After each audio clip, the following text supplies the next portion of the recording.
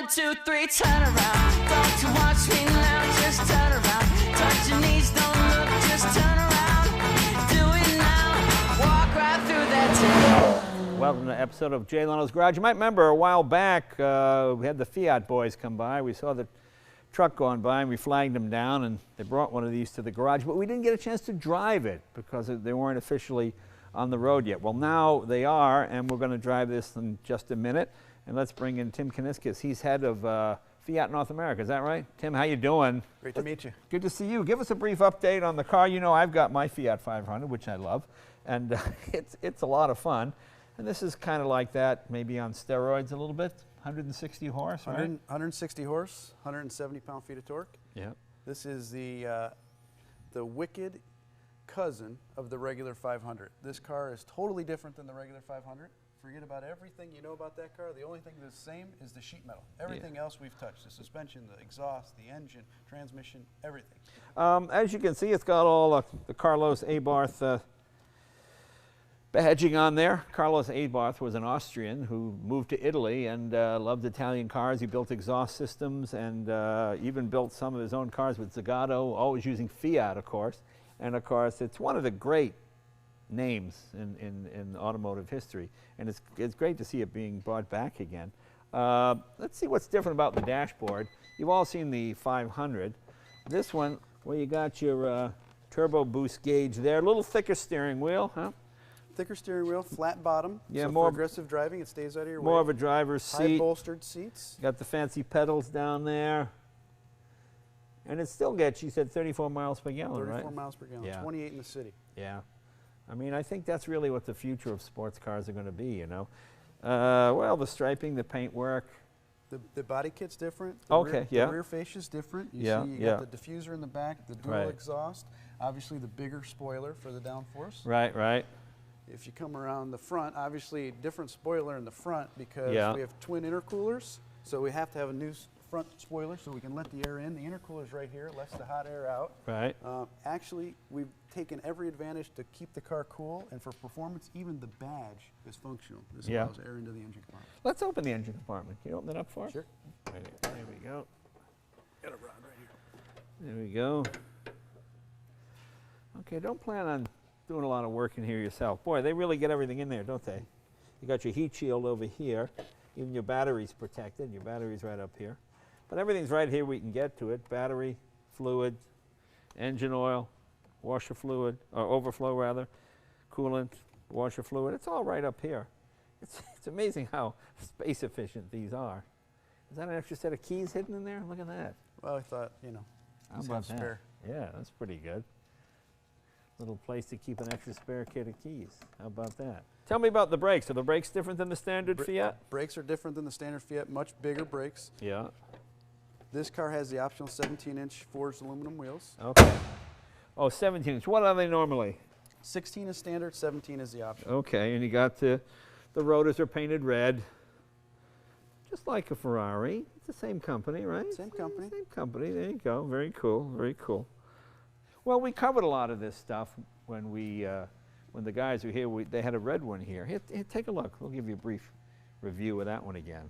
Well, you know, back when I was a kid, there were all kinds of exciting Italian cars you could buy for reasonable money.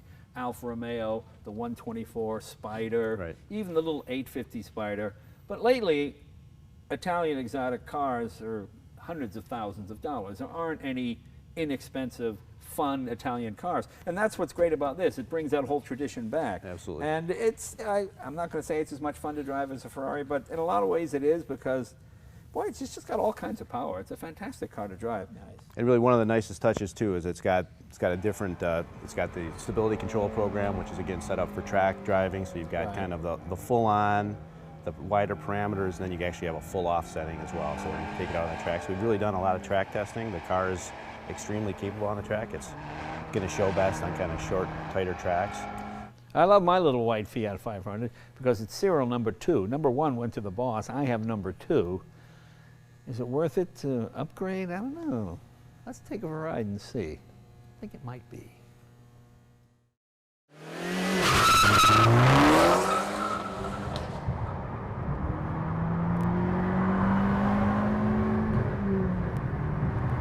a car this size, an additional 50 horsepower makes a big difference. Is that what it is, 50? Actually, it's 60 more than the stock. 60 more than stock, so stock is what, 101, something like that? 101, this is 160. 101, this is 160. What you're really feeling is the torque, though. It's 170 pound-feet of torque because we have the multi-air in here. Oh, it does have the multi-air, huh? It's the first application of turbo and Okay. multi-air. Now, they sell the 2-cylinder version in Europe, correct? The twin air. But they don't sell the twin air here. No. We've had a lot of people asking for it, though. Yeah, I know. Everybody seems very curious about it. The multi-air is actually a very complicated valve train system. Yeah. Instead of using variable valve timing, you actually electronic and hydraulic control the intake valve completely. So you can have, under high acceleration or maximum performance, you can have high duration and high lift cam, right, because you're completely controlling the intake valve independent. Then, when you don't need it, you can actually dial that back and get low emissions and high fuel economy. Right. This car actually gets 34 miles to the gallon. Yeah, it does fit a little meatier, a little beefier. You got your turbo pounds per square. What are we putting on this turbo? How many pounds are you putting through here? This will run about 18, but it depends on. Wow, 18. But it modifies itself depending on the conditions. So Right. if you're high altitude, low altitude, it'll change, and it's not a set pressure. Yeah, yeah. The idea is to maintain a consistent torque output level, so Yeah. it'll vary the boost to maintain the highest output. Now, does this have like a solenoid that opens the exhaust valve, or is it just pretty much that way all the time? No, it's actually a straight through exhaust. There is no exhaust. There's no exhaust muffler to speak of in the car. Oh, that's interesting. We- Great sound. You know, it's funny. This would have been one of the fastest sports cars of the 60s or 70s. This would have blown the doors off any Triumph or MG back in the day. And you think of it as a small car, but you know, it's actually quite a big car inside, and even in, what am I, third gear, tremendous amount of power. Look at that torque.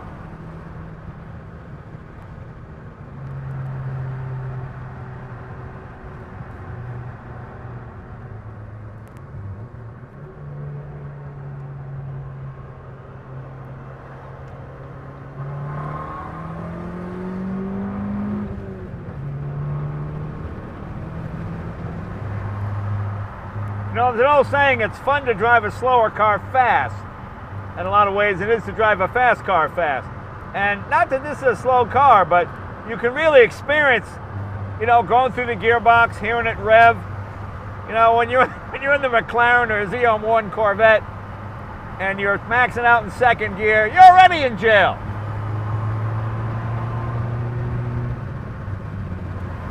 You see why you get 34 miles per gallon, even in fifth gear. You're barely turning 2,300 or 2,400 at 60. Here's another cool thing about this car. Let's say I have to change direction really quickly. Just grab the handbrake.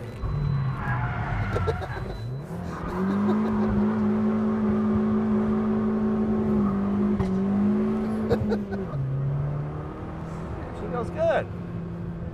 You know, I really think this is kind of what the future of sports cars will be. Because let's face it, with gas getting up to $5 and $6 a gallon, and these new fuel standards of 54 miles per gallon, which is coming, what, in the next 10 or 15 years, you're going to be looking to small, high-performance engines like this that are extremely efficient and very lightweight.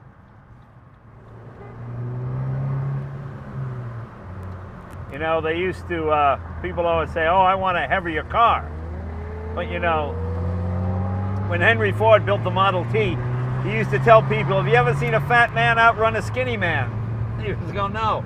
And it's really true. Let's take it up on the highway, put it in fifth gear. Going 60, revs are about 2,500 RPM, so the engine's barely working. And it's got enough torque to pull you along just fine. Boy, it gets really quiet. I mean, we're having a conversation in here, and it's not windy. There's no wind noise. There's no buffeting.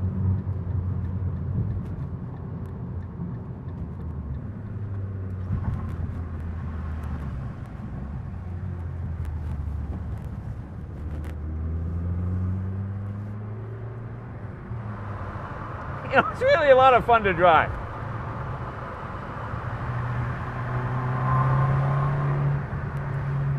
We spent a lot of time to make sure that under acceleration, it sounded like a very high performance car. Yeah, But yeah. cruising on the highway, no drone, Right. and a lot quieter.